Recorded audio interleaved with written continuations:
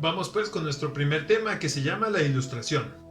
La ilustración es uno de esos temas que son sumamente revolucionarios en la historia de la humanidad porque vinieron a cambiar completamente el paradigma con el cual se hacían las cosas en el mundo. En este caso, la ilustración sucede en el siglo XVIII, de 1700 a 1799, con varios autores. ¿Por qué se le llama ilustración? Es muy sencillo. Resulta que desde la Edad Antigua, es todavía muchísimo más lejano que Cristo, existían formas de organización y de leyes que se le denominan el antiguo régimen. ¿Por qué es antiguo? Bueno, es muy sencillo, por dos razones. Los sistemas esclavistas y los sistemas monárquicos, o sea, un rey que decide por todos, es un sistema que no es equitativo entre las personas. Eso quiere decir que la distribución de la riqueza, los bienes y servicios y la concepción de la sociedad siempre está pensada de arriba hacia abajo, cosa que empezó a cambiar en la Ilustración y son ideas que vienen hasta nuestros días. Antes de la Ilustración hubo dos etapas. La primera se llamó la Edad Media, que de seguro la han escuchado.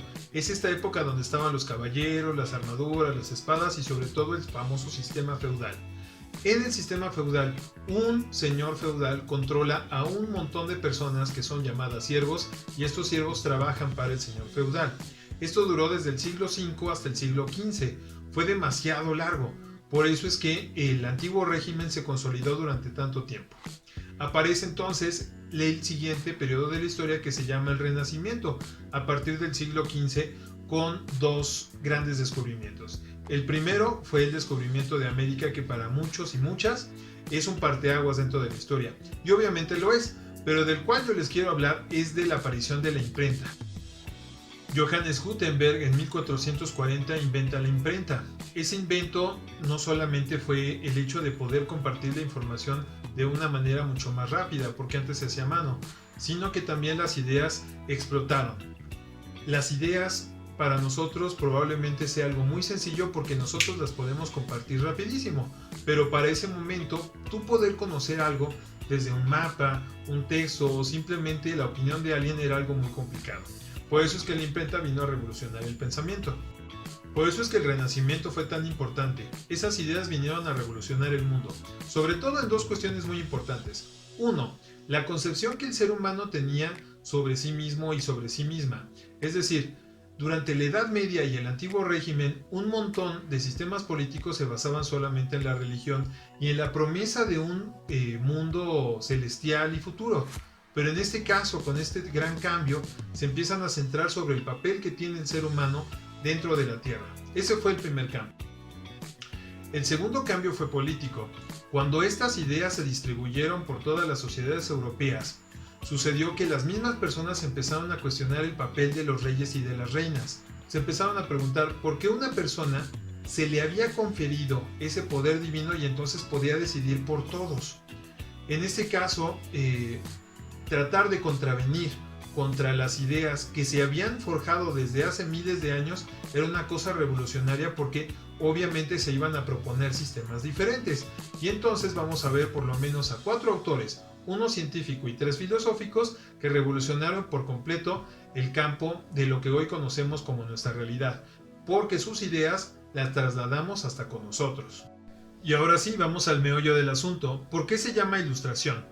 Bueno, con el paso de los años, los diferentes historiadores, politólogos y sociólogos denominaron a este periodo, o sea, el siglo XVIII, como el siglo de las luces o la Ilustración, porque precisamente venía a refrescar todos los ámbitos de la sociedad que no había sucedido con el Renacimiento ni con la Edad Media y mucho menos con la Edad Antigua. Por eso es que se llama Ilustración.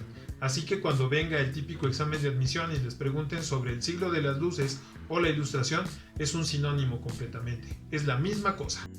Probablemente el principal cambio de la Ilustración es el uso de la razón. Por eso es que se le llamó el siglo de las luces. Mientras que en las épocas antiguas y también en la Edad Media siempre predominó el pensamiento religioso, en la Ilustración predominó el uso de la razón. Y ese uso del racionalismo ya había empezado con un señor que se llamaba René Descartes, del cual seguro habrán escuchado alguna vez, pero en este caso, con los 4 autores que les voy a mostrar, si bien no se dejaba el concepto de Dios de lado, sí se puso en primera instancia el uso de la razón.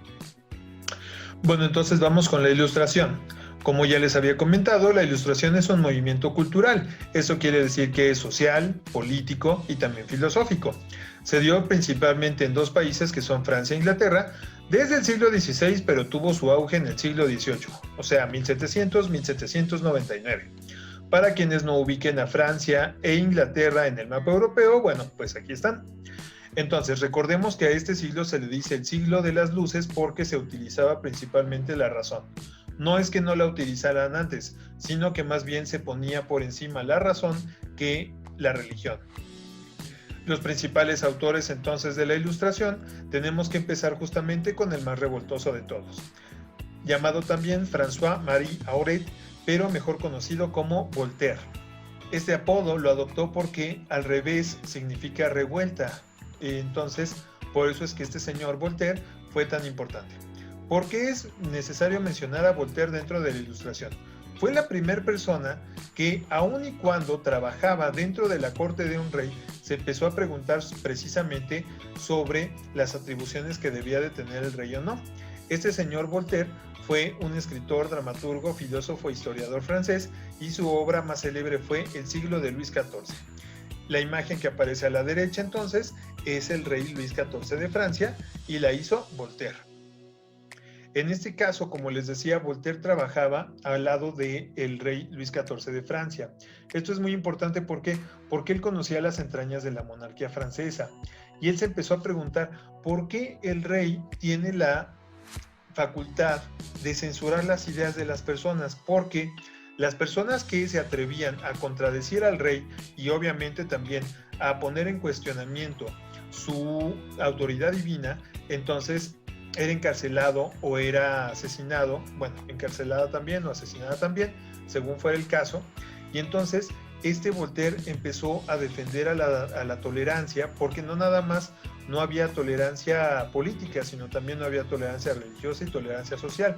Tanto así que se da cuenta de que las personas cuando nacían con un estatus de pobreza o de riqueza era muy difícil que transitaran de un paso a otro según su trabajo. Por eso es que el dichoso Voltaire es tan importante, y entonces su frase más importante fue: aunque no estoy de acuerdo con lo que dices, pelearé con mi vida para defender tu derecho a expresarlo. Y si me lo preguntan, con esos pelillos, Voltaire pudo haber tocado, no sé, en Iron Maiden.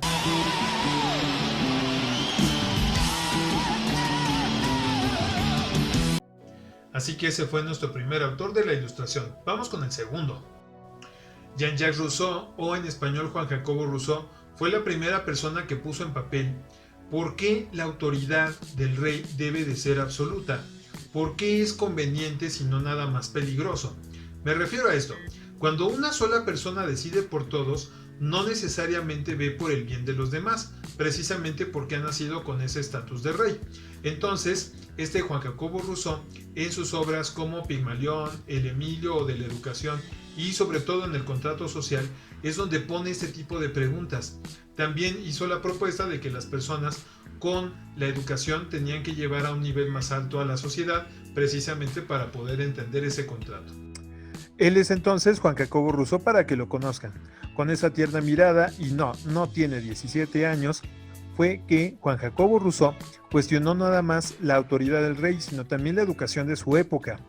Resulta que él, haber nacido en Suiza, representaba una especie de afrenta, porque se da cuenta de que la sociedad no tenía los mismos derechos y ni siquiera estaba en ciernes para poder tenerlos. Entonces, por eso se enfocó mucho en sus trabajos en hablar sobre la educación y sobre todo hacer una crítica. Si ustedes han visto la película de Sherlock Holmes, se darán cuenta de que la esposa de Watson es institutriz. Quiere decir que solamente le da clase a un solo niño. ¿Por qué a un solo niño? Primero, bueno, porque la educación estaba destinada principalmente para los varones. Las mujeres podían acceder a ello, pero siempre y cuando tuvieran un estatus social bastante alto. En este caso, solamente le daba clase a un solo niño porque era el único que podía pagarlo.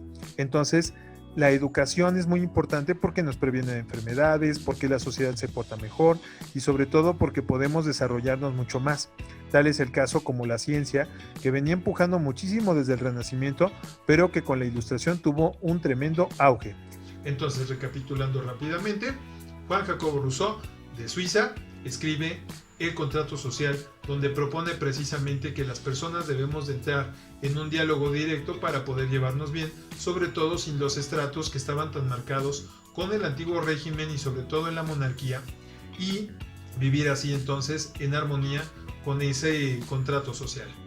El penúltimo autor que vamos a ver entonces es el famosísimo Charles de Secondat, mejor conocido como el Barón de Montesquieu.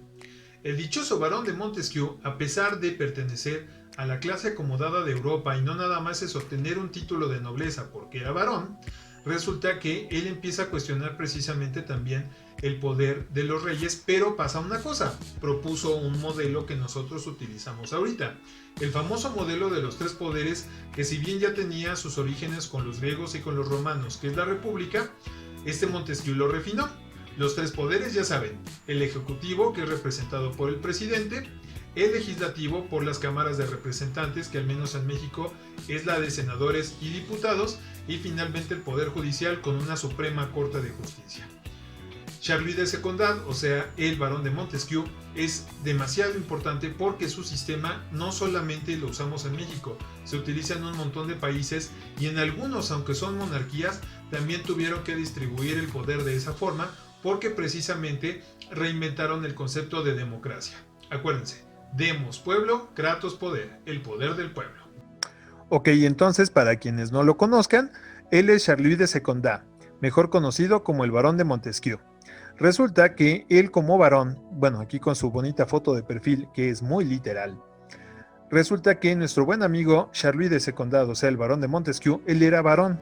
Eso significaba que le tenía que prestar sus hombres a los reyes y a los emperadores cuando había una guerra. Obviamente esa situación no le parecía para nada a Montesquieu. Por eso es que él escribe un libro que se llama El espíritu de las leyes. Es súper importante, es típica pregunta de examen de admisión. Y ahí es donde propone precisamente el poder ejecutivo, legislativo y judicial. Esas ideas en México las tomó el famosísimo José María Morelos y Pavón, y entonces es el sistema que tenemos ahora. Por eso es tan importante el Barón de Montesquieu. Y finalmente, aunque no el menos importante, tenemos al famosísimo Isaac Newton. Isaac Newton, bueno, un montón de gente lo conoce precisamente porque no solamente desarrolló la famosa ley de la gravitación universal, sino también pone en el mapa el famoso método científico. Recordando que la ciencia es la forma de verificar sistemáticamente los fenómenos naturales y sociales. Es decir, la ciencia siempre va a verificar si una cosa es real o no a través del método científico. La observación, la hipótesis, la experimentación, la comprobación, la ley o teoría, según si el fenómeno se repite o no, fue una cosa que dejó Isaac Newton, que obviamente venía precedido de otros pensadores, pero que también es parte de la Ilustración. Entonces, ese pensamiento mágico y religioso que pudo haber desde la época antigua, desde la Edad Media, desde el Renacimiento, bueno, viene a romper precisamente con la mecánica clásica de Isaac Newton. Entonces, recapitulando rápidamente, la Ilustración, que es el siglo de las luces, es el siglo XVIII y entonces se caracteriza por el uso de la razón. Tenemos a tres autores que son Voltaire, Montesquieu y Rousseau, y finalmente a un físico, así como también algunos otros autores, como lo era Isaac Newton. Entonces, básicamente, eso es lo que pasó en la Ilustración y te lo dijo el profe.